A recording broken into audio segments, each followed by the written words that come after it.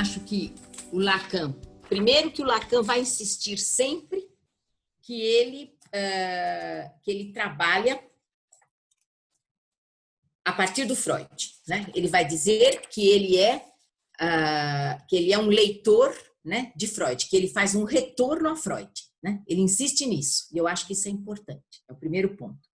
Ele contribui, ele consolida e contribui, sim, com alterações na leitura do Freud.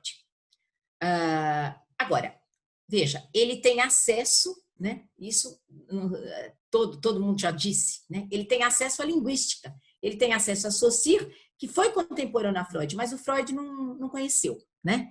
Então, na verdade, o Lacan, de outra época, pôde ter acesso ao Saussure e pôde ter acesso ao Jacobson, né? Além de ter lido os textos do Lévi-Strauss, que o ajudou na função simbólica, que vai ser extremamente importante para a psicanálise, mas também para a literatura, né? É algo importante para nós. Então, quando a gente pensa no Saussure, a gente pensa naquilo que é uma das coisas básicas que aparece. Ele também pega vários textos literários, né? O mais famoso dele é a Carta Roubada do Poe, né? Em que ele já mostra aquela inversão da barra que ele faz na barra do Saussure, do significante e significado, né? Ele coloca o significante acima, e esse significante vai ter uma importância fundamental, porque ele vai nos dar uma outra ideia de como constituir uma cadeia de significações, né? Uma cadeia significante extremamente importante, como é a literatura. Mas eu quero falar de coisas, primeiro vou pontuar as coisas que eu considero importantes relacionadas à literatura que ele vai retomando e retrabalhando. Ele retoma as questões, portanto, de Saussure e Jacobson, porque do Jacobson ele vai retomar metáfora e metonímia e condensação e deslocamento, vai retrabalhá-las, né? Ele se vale da Carta Roubada, como eu já disse, né? Ou seja, mostrando que, e não só da Carta Roubada, hein? Depois ele vai pegar outros textos, ele vai trabalhar com a Marguerite Duras, ele vai trabalhar com Joyce, né? Ele vai trabalhar inclusive com a comédia, ele vai citar Molière, ele vai sempre citando autores ao longo dos seus seminários, né? Depois, uma coisa que também eu acho muito importante é que ele faz, né, uma outra tópica, né? Como se o Freud tem as duas tópicas, a primeira e a segunda, ele faz o real, imaginário, simbólico, imaginário e real, e depois ele inverte, né? Ele vai mudando as suas tópicas, mas sempre com a ideia de simbólico, imaginário e real, só que às vezes depois ele vai mudar para imaginário, simbólico e real, depois o real assume o primeiro lugar, ele vai, ao longo da sua teoria, ele vai fazendo essas mudanças. O que me parece que são essenciais à realidade humana, como ele diz, que me parece que são fundamentais também para a literatura. E formula uma frase, né, que é bem importante, inclusive para aqueles que trabalham com o ato criativo, né? Ele diz: o inconsciente se estrutura como uma linguagem. Ora, é só a gente observar que, de fato, o Freud apontar esses caminhos, mas que ele vai, com esses elementos que ele vai retomando, né, ao longo das épocas, né, ao longo da cultura que ele vai também acumulando, quer dizer, é o caminho do Freud. Se o Freud pega tudo que ele pôde pegar em termos culturais, o Lacan está seguindo, certo? E está pegando também a literatura, a antropologia, certo? Tudo que ele pode, né? E aí, só que o Freud escrevia muito, né? E o Lacan prefere falar, mas escreve também. Se a gente pensar nos escritos que ele faz, né? 900 e poucas páginas. Se a gente pensar nos outros escritos que vão sendo recolhidos, ele também escreve muito, escreve e fala. As duas coisas. Bem, então, essa formulação lacaniana do inconsciente se estrutura como uma linguagem, a gente pode ver muito bem isso na questão do ato criativo. Eu não estudei crítica genética, mas eu acompanhei alguns estudos do Philippe Villemar, Eu ficava impressionada quando ele me mostrava, por exemplo, as listas do Flaubert, né? Hoje não se tem mais os manuscritos por causa do computador. Mas o Flaubert escrevia e ele ia pondo uma série de palavras, né? E aí escolhia uma ou outra, dependendo, às vezes, do som. Se percebia claramente depois. Na cadeia significante, a gente podia dizer, quer dizer, quando todos os significantes estavam colocados, que às vezes um era mudado exatamente porque o som, a sonoridade era melhor. Quer dizer, havia algo que se estruturava, algo que era pedido, não só pelo consciente, pelo inconsciente também, era algo que estava trabalhando ali, sendo trabalhado. É muito bonito o trabalho da crítica genética e desse ato criativo. Então, é perfeito dizer que o inconsciente se estrutura como uma linguagem. O Freud já sabia que ele não era caótico, tanto sabia que fez as tópicas, tanto sabia que trabalhava exatamente com as formações do inconsciente, né? Mas o Lacan vai formular esses axiomas, né, como se menciona, que estão ligados também à linguística e à literatura, né, que não se pode separar. Então, me parece que, para a literatura, né, essa mudança da barra, né, é muito importante. Ela me parece fundamental, porque ela vai mostrando que uma significação remete a outra, e a outra, não é? E que, ao mesmo tempo, o significante, ele fica isolado do significado, podendo, às vezes, né, funcionar assim, como uma letra, né, como um traço, né? Mas o que vai sendo determinante para o discurso, né, é que há um sujeito ali, né? E este sujeito, certo? Não é o sujeito que fala, como mostrou já o Freud também, né? Não é o eu que fala, que se acha pleno, que se acha o dono do discurso, que domina o discurso. É um eu, não é? Que está ligado ao inconsciente, é o sujeito dos enganos, né? Dos equívocos, né? Dos atos falhos, né? É aquele sujeito que é marcado pelo inconsciente, na linguagem. Né? E isso a gente vai encontrar, é muito gratificante quando a gente vai estudar um texto e percebe que, com a ajuda dessa formulação, se compreende melhor o texto. E eu vou dar um exemplo. Essa organização da cadeia, que eu estou dizendo, essa cadeia de significantes e há um sujeito que está por trás da cadeia, né? Sempre esse sujeito, essa organização dessa cadeia, ela se faz pela condensação e pelo deslocamento, cujos efeitos são a metáfora e a metonímia, certo? Ou seja, são os mesmos efeitos que a linguagem tem. São os mesmos, são duas operações, né? São duas operações que são as mesmas da linguagem. Né? A condensação e o deslocamento são duas operações que são as mesmas da linguagem, que têm por efeitos a metáfora e a metonímia. Isso é importante por quê? Porque essa articulação ocorre sempre se houver um sujeito nessa cadeia significante. Tem que ter um sujeito, tem que ter um de nós lá, né? Esse sujeito tem que estar presente para que isto ocorra. E aí, é muito bonito quando a gente percebe isso, muito bonito e produtivo quando a gente percebe isso na análise de texto. Tem uma novela do Guimarães Rosa, que eu gosto muito, e eu trabalho com ela faz bastante tempo, mas eu escrevi sobre ela recentemente, chamada O Recado do Morro, que está em Corpo de Baile. Né? É uma das novelas de Corpo de Baile, uma das 7 novelas de Corpo de Baile.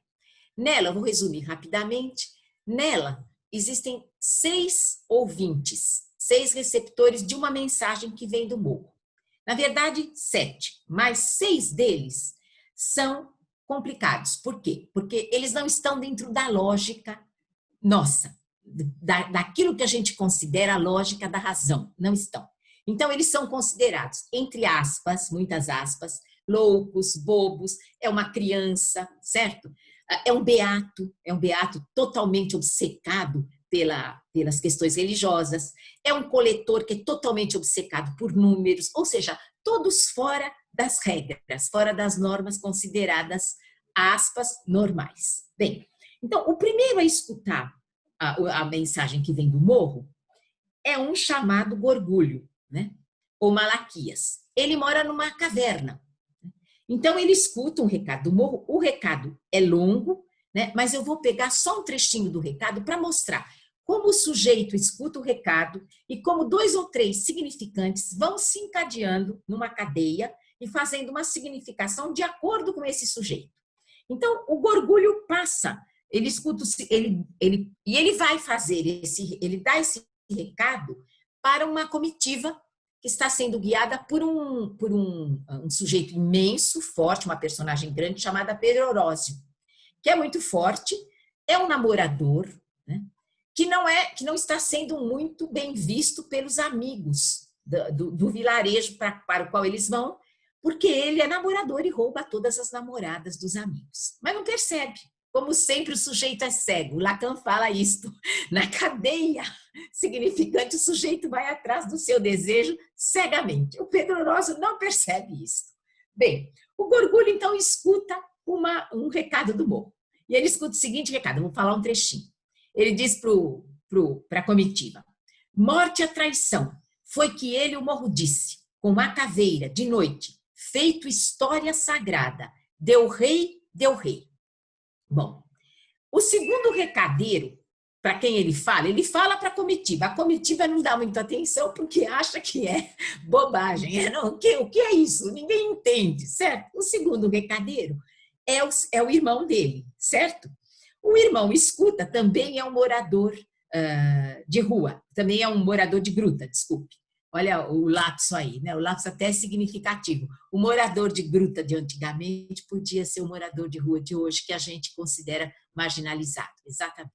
Bom, o morador de gruta, então, o segundo, ele escuta o recado e ele vai contar para um terceiro, que é um menino, que se chama João Zenzinho. Quando ele vai contar, ele diz assim: foi o meu irmão que contou. Ele fala que é um rei, que é uma caveira, história sagrada. Aí ele diz assim: falou, deu rei. O menino escuta e fica extremamente impressionado com esse falou, deu rei. Aí o menino vai contar para o bobo de uma fazenda, que se chama Geg. Quando ele conta para o bobo, ele está muito preocupado que o bobo entenda o que ele vai dizer. Então ele diz para o bobo assim: você entendeu? Você sabe o que é rei? O que tem espada na mão? Veja, o deu rei inicial, que era socorro, na antiga terminologia, né? Porque o gorgulho, ele é antigo, ele está sempre nessa gruta, ele pouco sai. Então, aquele deu rei, que era socorro, foi se transformando. Cada o irmão que não entendeu já disse, ele falou, deu rei. O menino entendeu que era o rei e diz pro bobo: você sabe o que é rei? O que tem espada na mão? E a morte e a traição. Vira, matou a traição. A morte e a traição vira, torna-se, matou a traição. Então, configurou-se que houve uma morte. O Geg, então, fica preocupado e fica muito preocupado com o fim do mundo pela história que o menino conta.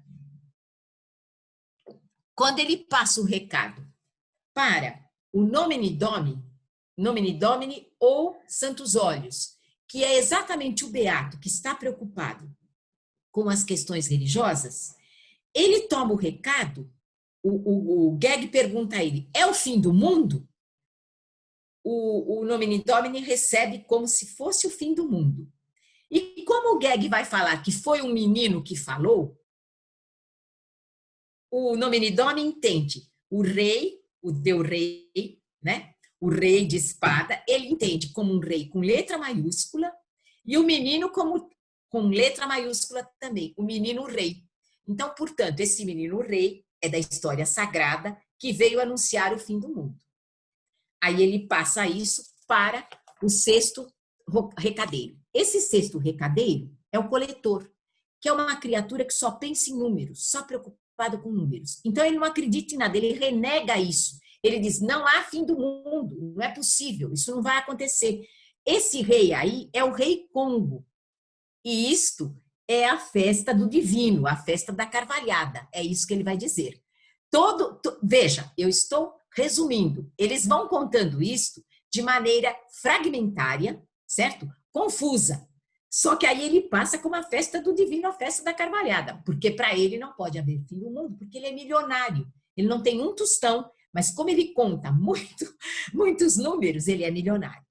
Até que isso chega no último ouvinte, que é o Laudelin Pulgapé. Laudelin, né, que já há uma sonoridade de cantiga. Isso tudo não é só meu, não, porque essa ideia do Laudelin, outros críticos já trabalharam. Quando ele chega nisto, ele faz uma cantiga. Quando ele faz esta canção, quando ele transforma esse recado em poesia, o Pedro Orosio escuta e gosta. Até então, o Pedro Orosio ouvia, mas não escutava. Era só ouvir. Quando a gente ouve, mas não presta atenção, não escuta. Com a canção, com a poesia, o Pedro Orosio ouve, escuta. Mais do que ouve, ele ouve e escuta. Não é só aquele ouvir como se nada fosse. Ele presta atenção, ele escuta. Ao escutar, ele se dá conta, né, de que se prepara uma traição, né, em relação a ele, né, e que ele pode morrer. Então, ele foge. Antes de fugir, na verdade, ele luta contra os rivais, os amigos, mata a maioria deles e foge para os seus Gerais, que é onde ele, de criança, morou, pulando de estrela em estrela. Então, veja o que o Lacan nos dá. Ele nos dá essa cadeia de significantes. Nós temos o significante del rei, nós temos a morte, a traição, nós temos a caveira, não é? E nós temos o sujeito. Cada sujeito vai tornar esses significantes algo relativo ao seu próprio desejo. Até se chegar a Laudelin, que também, de acordo com o seu desejo, dá uma forma poética, né, a esses recados totalmente fragmentários e aparentemente endoidecidos, mas nada endoidecidos, porque todos estavam de acordo com o desejo de cada um. Né? Então, veja, a partir do Lacan se pode fazer uma outra análise. Não que não se fizesse de outra forma por outros críticos literários. Se faz. Mas com Lacan, nós temos outra possibilidade. Né? Quer dizer, se cria uma cadeia significante, se chega até ela, certo? E se vê como o desejo vai se transformando pela palavra, né? E como as palavras se transformam pelo desejo. Assim, é uma análise extremamente valiosa e mais complicada, eu resumi, que é possível fazer a partir da ajuda do Lacan. Né? Então, e Lacan, evidentemente, não descobre isso sozinho, ele descobre a partir dessas formações do inconsciente que ele lê em Freud e que vai além. Então, me parece que nós temos um Lacan extremamente sábio, que inclusive vai dizer, a partir da Marguerite Duras, você me perguntou, né, as leituras do Lacan também, se ele continua ou não Freud, ele continua assim. Quando ele escolhe o texto da Marguerite Duras, que é o arrebatamento do Loy van Stein, ele diz o seguinte, que a Marguerite Duras, a frase é a seguinte, entre aspas, sabe melhor do que eu o que eu ensino. Quer dizer, é a frase dele, sabe melhor do que eu o que eu ensino. Quer dizer, é algo extremamente importante a percepção da literatura pelos psicanalistas, que continua até hoje. Né? Continua até hoje.